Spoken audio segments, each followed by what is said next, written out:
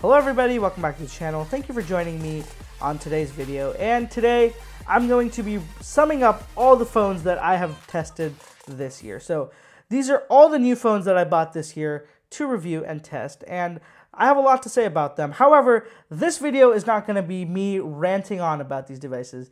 What I'm going to be doing is quickly reviewing each and every one of these devices, saying one sentence about what I like about them, what I hate about them, and just moving on. So this is I'm trying to be a little bit more concise so you guys know what I feel about 2017 smartphones as a whole. So let's start off with the budget hero of this year, and that is the OnePlus 5T, and just assume the OnePlus 5 as well.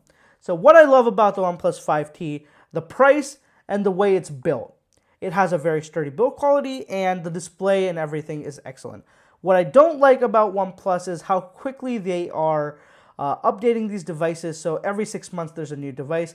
Customers feel kind of left out because they buy a new device and just in a couple months it's obsolete. Not a big fan of that. Also, cameras, not good. A lot of improvement. However, I can ignore that for the fact that the phone is so cheap. Moving on, we have the iPhone 8 Plus. So the iPhone 8 Plus is a very interesting device that Apple made this year, and the fact is that this is a boring phone. So the good things about it are it has an excellent battery, it's very easy to use and understand, it's an iPhone, and that's it. There's no complications to anything. I love the colors that came out with the 8 Plus, and that's about it. What I don't like about this phone, boring design, it's running on 4 years old, and the display is still pretty, let's just say old school. It's the LCD display. It looks very good, however, compared to all the full screen AMOLED displays of this year, it lacks some luster. Moving on, the iPhone X. So this is the flagship, kind of the top dog of this year for Apple. And what I love about it is the OLED display. That's number one. I love the way it's just the way it looks and how it feels. One thing I'm not a big fan of is Face ID on this phone. Face ID just ruins the experience of this phone completely for me. I'd much rather have a fingerprint scanner. Also, a very quick mention, I love the build quality of this device. The stainless steel borders just make the phone look so good. And that's it for the iPhone X. Moving on, the Galaxy S8. So the Galaxy S8 is a very, very favorite phone of mine this year, and the number one thing I love about it is the way that it's designed and how it looks. It is one of the best looking phones of this year in my opinion. The display is very curved, it looks nice, it's very futuristic in comparison to anything else out on the market today. What I don't like about this phone is that the fingerprint scanner is in a very awkward position, and that the speakers are not loud enough. The speakers are very dull compared to all the dual speaker phones that we've been seeing this year. Moving on, we have the Galaxy Note 8. What I love about this phone is how industrial it is, how it is basically a replacement for a computer. You can do almost anything and everything on this. The big screen makes watching videos very enjoyable, and the S Pen brings along a lot of functionalities that you never knew you wanted. Things I don't like about this phone, way too boxy. It's a little bit too big for my liking, and that's coming from someone who's used the Plus model iPhones for so many years. And one thing I'm not a big fan of on this phone has to be, again, the speakers. Not the best quality and just kind of tinny.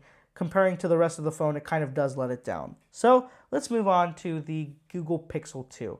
And let's just include the Pixel 2 XL here as well. And what I love about this phone is, the cameras. The cameras do a very good job. The front camera especially has to be one of the best front cameras I've tested this year, hands down. Nothing comes close to it, especially that portrait mode. Really cool. It has all the AR features and all the cool stuff that you want. So cameras, all set, very good. Google has done a good job making the software on this, all the stuff which is kind of, linked in with their own stuff. Very well executed. However, what I don't like is the price, the build quality, and just the overall feel of the device. It feels 2 years older than it actually is. And when you're paying a flagship premium price, I don't feel comfortable with what Google has done with this. So in my opinion, Pixel has a lot of room for improvement, and one of the biggest issues I have with it has to be that the price is something that I can't swallow. So there you go, guys. That was the quick roundup of all the phones that I tested this year.